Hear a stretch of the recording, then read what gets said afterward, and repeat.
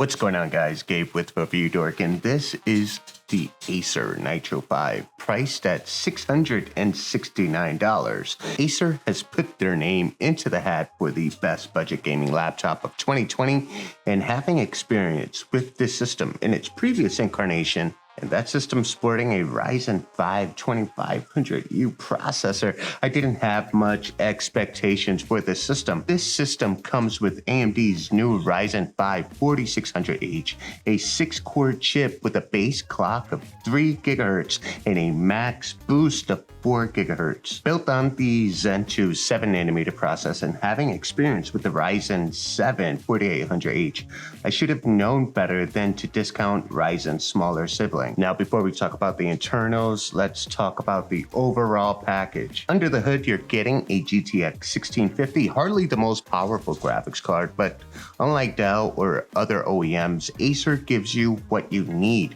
with cohesive specs that make sense. So kudos to Acer for keeping this device humble with a great deal of respect to your wallet and your intelligence. Before we go any further, make sure you follow me on Instagram, link in the description, as I will be posting in the next 24 hours the winner of this device and a public service announcement. You guys got lives to live. At 5.5 pounds, the Acer Nitro 5 is far from the slim runway models of the Dell XPS or the HP Spectre, but there's something about the heft that reminds me it's slung over my shoulders in my laptop bag or my backpack.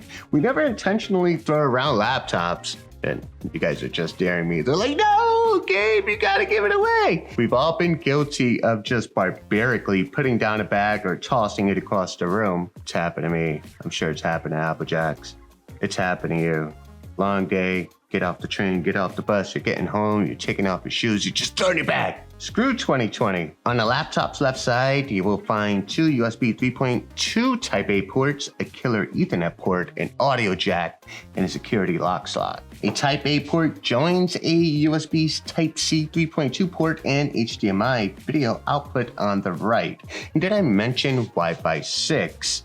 In a sub $700 device, I'm impressed with this inclusion, Wi-Fi 6. You know, Applejacks, I'm wondering, we talk about specs and we talk about how, OEMs go ahead and inflate the specs, right? And so, yeah, Wi-Fi 6, you see that on the box, you say, oh my God, it's faster internet. You need a Wi-Fi 6 router. If you guys are thinking about upgrading your network, I would recommend an Orbi Wi-Fi 6 capable solution.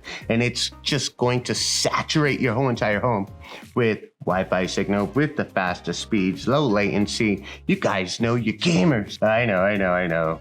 You're gonna connect it to the Ethernet port. Hey, I get it. But for everything else, there's Wi-Fi 6. No biometrics means no face recognition and no fingerprint reader. I'm not going to point at anybody in today's video. It also has a pedestrian 720p camera, and that'll let you zoom and live stream, and it's certainly not a strong point, but again, it's just $669, and the price is the selling point here. The keyboard has a snappy typing feel with an intentional button press. As you guys can see around the number key, we have basically the Nitro button. And here you can adjust things like fan speed and levels of performance. Now the display. Well, let's just say that if you are a photographer, you will be unemployed like Applejacks. With only 64% sRGB coverage and a horrid 46% NTSC, you're not gonna make it in this world. You'll be known as a colorblind photographer. And if you're a content creator, try color grading with 46% coverage NTSC. That's just damn near impossible. So no, if you're a content creator thinking like, hey, I could get away with, just a bare minimum, a 1650 graphics card, a Ryzen 5, hey, it's $660. No. But we have managed to get gears running at an average of 55 frames per second in ultra settings at 1080p.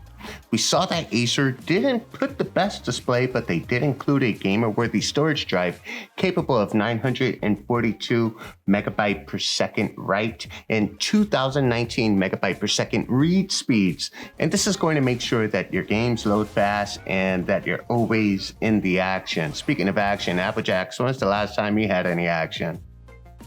A PC Mark 10 score of 4,823 proves that this is a capable machine. Given that 4,000 points of PC Mark happens to be like that threshold, right? So you hit 4,000 points, you're pretty good, you're worthy.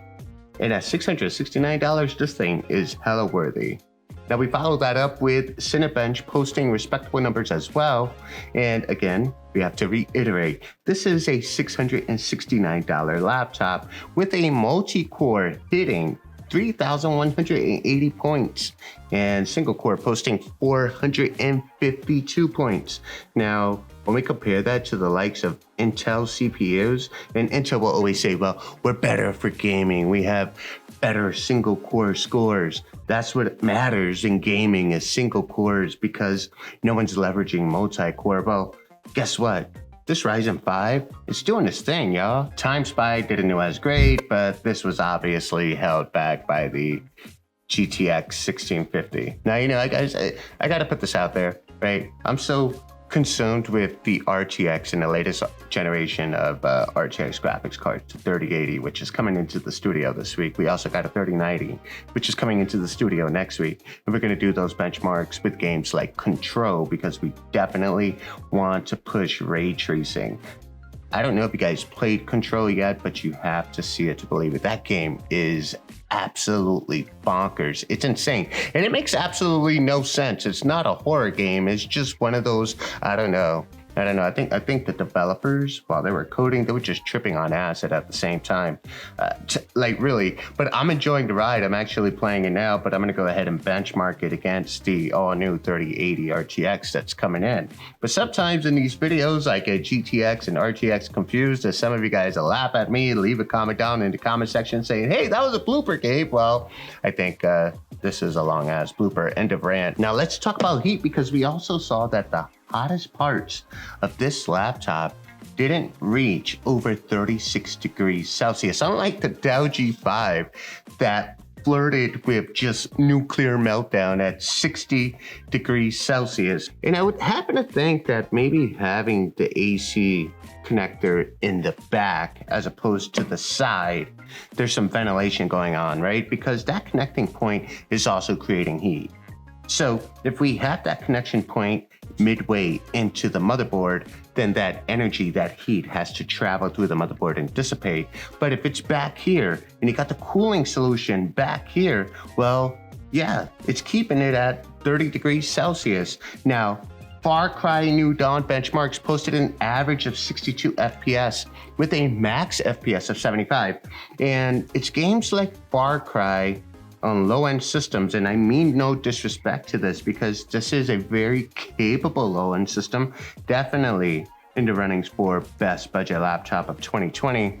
But a system like this with a 60 hertz display is going to force you to turn on VSync, and what VSync is going to do is match the GPU, the frame rate of the game, to the actual refresh of the display.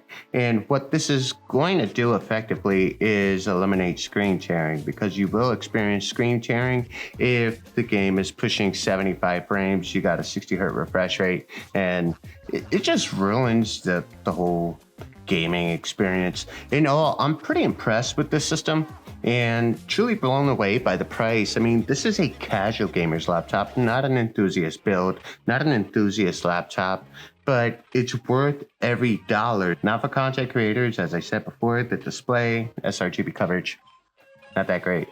But yeah, it's just a gaming device. It's a Nitro 5 and is only $669. And I'm giving this bad boy away. This is Gabe with ReviewDork. I'm signing out. Peace.